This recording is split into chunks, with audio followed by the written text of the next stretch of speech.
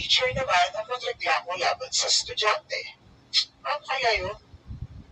Sa kabuuan ng social media, parating nakikita natin sa sektor ng edukasyon na teacher ang nirereklamo.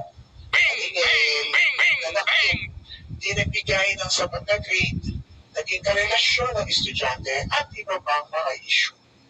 Ang mga nabanggit na issues ay bumabaybay sa ilalim ng Child Protection Policy o RA 7610.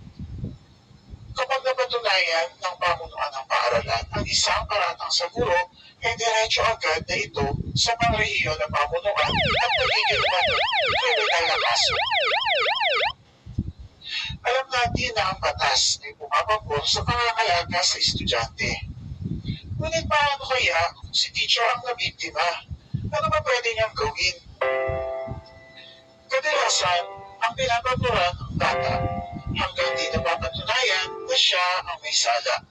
Ngunit dahil sa pagsisikap ngayon ng ACT Teachers Representative, Antonio Tino at iba pang mga kasama niya, may magandang balita para sa mga guro. May sinusulong na batas, ito ang House Bill number 5735 na tinawag na Student Bill and Teacher Protection Act.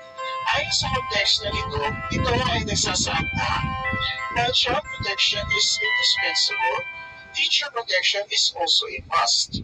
To this end, this bill seeks to lay down institutionalized support mechanisms for teachers and school personnel in matters of classroom management and student discipline.